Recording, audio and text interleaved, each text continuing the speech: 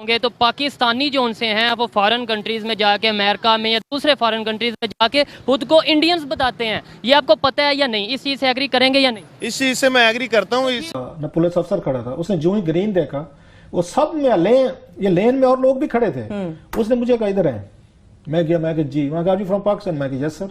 उसने कहा दे passport, side पे आ रहा है। 10 मिनट मेरा उसने इंटरव्यू का तुर्की पे, मतलब अमेरिकन एयरपोर्ट पे हो तो समझ में आता है। मैं अपनी शूटिंग के लिए तिबलिसी गई थी, तो मेरे साथ जो मेरा क्रू था इंडियन सब निकल गया।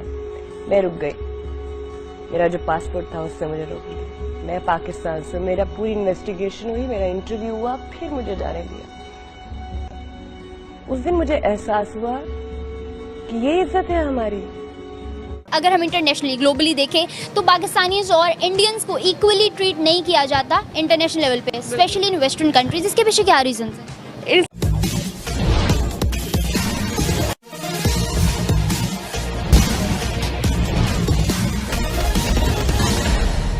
पाकिस्तानी मीडिया यह स्वीकार कर रहा है कि विदेशों में पाकिस्तानी अपने को भारतीय कहकर अपनी इज्जत बचाते हैं, क्योंकि पाकिस्तानी कहने पर उन्हें दूसरे नज़र से देखा जाता है, उन्हें कभी कभार जलील भी होना पड़ता है।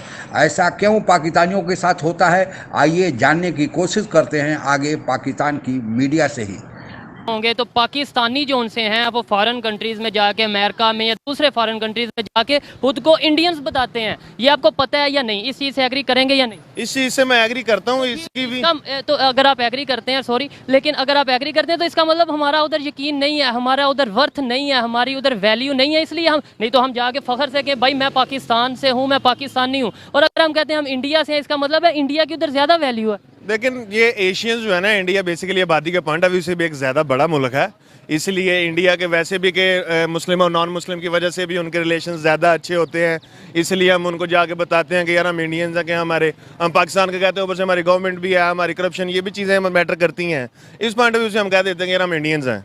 मतलब फिर मानना ये आप खुद ही मान रहे हैं कि कहीं ना कहीं हम जो है ना कि इंडिया का नाम लेके खुद को आगे जाके शो करवाते हैं। इसका मतलब है इंडिया की जो वैल्यू है या जो इंडिया के लोगों की वर्थ है वो पाकिस्तानियों से बेहतर है एज कम्पेयर, यानी दूसरे ममालिक में। दूसरे ममालिक में डेफिनेट। न पुलिस अफसर खड़ा था, उसने जो ही ग्रीन देखा वो सब में लेन में और लोग भी खड़े थे।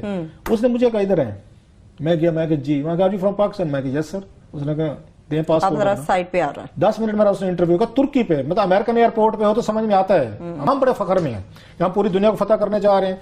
अब यूके जाए वहां कुत्ते छोड़े जाते हैं। आपकी पॉलिसी या हमारी पॉलिसी, किसकी वजह से ये हमारे साथ हशर हो रहा है? दुनिया भर में हम जलील होते हैं, हमें अलहदा किया। आप एज ए नेशन स्ट्रॉक का मजबूत नहीं होंगे, इकोनॉमिकली आप स्ट्रांग नहीं होंगे, दुनिया में आपकी आवाज को कोई नहीं एक्नॉलेज करेगा। उसके लिए आपको एज ए कंट्री स्ट्रांग होना पड़ेगा, फिर जाके आपकी फॉरेन पॉलिसी भी स्ट्रांग होगी, फिर जाके आपकी आवाज अक़वाम मुत्तहिदा। जमीन जिसके हम नारे लगाते हैं, पाकिस्तान जिंदाबाद, पाकिस्तान ये तो पाकिस्तान वो, जब हम बाहर जाते हैं जिस तरह हमारी चेकिंग होती है, आई कांट टेल यू, मुझे इतना अपना आप ह्यूमिलिएटेड लगता है कि जब ऐसे करके एक चीज आपके, जब मुझे याद है मैं अपनी शूटिंग के लिए तिबलिसी गई थी, तो मेरे साथ जो मेरा क्रू था इंडियन सब निकल गया।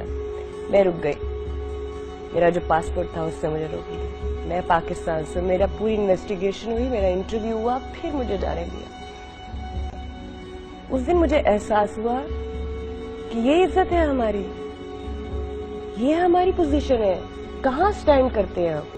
इतनी कौन सी हमारी को दुनिया के अंदर कीमती नेशनैलिटी है जो आप रोहिंग्या को नहीं दे सकते?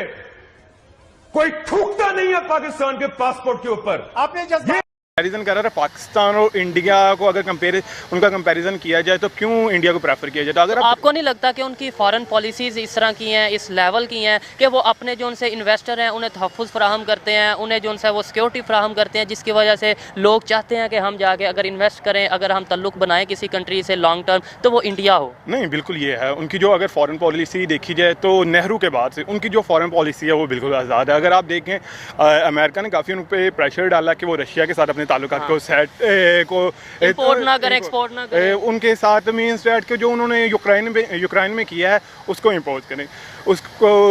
लेकिन देखें लेकिन फिर भी उन्होंने अपनी ट्रेड नहीं रोकी। नहीं। और इवन अब देखें वो जो है ऑयल और दूसरे गैस है वो उनसे रियायती जो उसका रेट है उस पे ले रहा है इंडिया। तो मेरे ख्याल में ये एक फैक्टर है जो हम पाकिस्तान की जो फॉरेन पॉलिसी वो कभी भी आज़ाद नहीं। पाकिस्तान पर जो आतंकियों को संरक्षण और समर्थन देने का लेबल लगा है, उसी कारण आज पाकिस्तानियों की पूरी दुनिया में पूछ नहीं, वे अपने को भारतीय कहकर किसी तरह अपनी इज्जत बचाते हैं। और यही कारण है कि पाकिस्तान को अभी तक FATF के ग्रे लिस्ट में रखा गया है। आप लोगों को पता ही होगा कि FATF के ग्रे लिस्ट में उन देशों को रखा जाता है जो आतंकियों को संरक्षण और समर्थन देते हैं। और पाकिस्तान पिछले 4 साल से FATF के ग्रे लिस्ट में फंसा हुआ है। और ऐसा नहीं है कि यह पहली बार पाकिस्तान के साथ हुआ है, यह तीसरी बार पाकिस्तान के साथ हुआ है। दरअसल पाकिस्तान को आतंकवाद की नर्सरी बनाने, पाकिस्तान में आतंकियों को संरक्षण और समर्थन देने में अमेरिका का भी कोई कम हाथ नहीं था।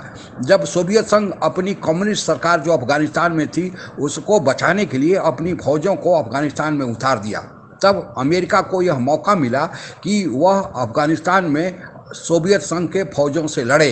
क्योंकि अमेरिका सीधे सोवियत संघ के फौजों से नहीं लड़ सकता था, इसलिए उसने पाकिस्तान का सहारा लिया और पाकिस्तान अमेरिका मिलकर पूरी मुस्लिम दुनिया से जिहादियों को या गरीब घर के बच्चों को इकट्ठा किया। उन्हें पाकिस्तान के मदरसे में ट्रेनिंग दिया गया और फिर उन्हें अमेरिकी हथियार थमाकर उन्हें अफगानिस्तान में सोवियत संघ से लड़ने के लिए भेज दिया गया। और इसके मूल में यह कारण था कि उस समय दुनिया में 2 सुपर पावर थे, सोवियत संघ और अमेरिका। अमेरिका सोवियत संघ को दबाना चाहता था, उसे तोड़ना चाहता था। और दूसरा 1971 में भारत और पाकिस्तान के बीच जो युद्ध हुआ था, सोवियत संघ ने भारत की मदद किया, अमेरिका पाकिस्तान की मदद कर रहा था। लेकिन अमेरिका के मदद के बावजूद भारत ने पाकिस्तान को 2 टुकड़े में तोड़ दिया और एक नए बांग्लादेश का जन्म हुआ। इसका भी खुन्नस अमेरिका को मिटाना था और पाकिस्तान को मिटाना था। इसलिए दोनों ने मौका देखकर कि अफगानिस्तान में सोवियत संघ आ गया है, वहाँ लड़ने की शुरुआत किया। और फिर जो गरीब घर के बच्चों को इकट्ठा कर एक फौज बनाई गई थी, उन्हें जिहादियों का नाम देकर सोवियत संघ से लड़ने के लिए अफगानिस्तान में घुसा दिया गया। और 1979 में यह कार्रवाई शुरू हुई, 10 साल तक कार्रवाई चली। फिर सोवियत संघ अफगानिस्तान से चला गया और बाद में अमेरिका भी वहाँ से चला गया। अब जो अफगानिस्तान में आतंकी पाकिस्तान भेज रहा था, वह अब भेजने का सिलसिला बंद हो गया, क्योंकि अफगानिस्तान में जो जिहादियों के नाम पर आतंकी भेजे गए थे वे आज के तालिबान है। और वहाँ पर खुद ही बड़ी भारी संख्या में आतंकी ऑलरेडी मौजूद थे, तो अब वे पाकिस्तान से आतंकियों का लेना बंद कर दिए। तो पाकिस्तान में जो आतंकी बचे हुए थे, जिन्हें पाकिस्तान ने संरक्षण और समर्थन दिया था, उसे वह भारत के जम्मू कश्मीर में भेजकर भारत में आतंकवाद फैलाने की कोशिश करने लगा। लेकिन भारत ने जब पाकिस्तान की इस हरकत को देखा और पाकिस्तान को मना किया, लेकिन बार बार मना करने के बाद भी पाकिस्तान ने अपने रवैये में परिवर्तन नहीं किया, तो फिर भारत ने इस मसले को अंतर्राष्ट्रीय स्तर पर उठाया। और भारत के इस मसले को अंतर्राष्ट्रीय स्तर पर उजागर करने के कारण पाकिस्तान FATF के ग्रे लिस्ट में आया।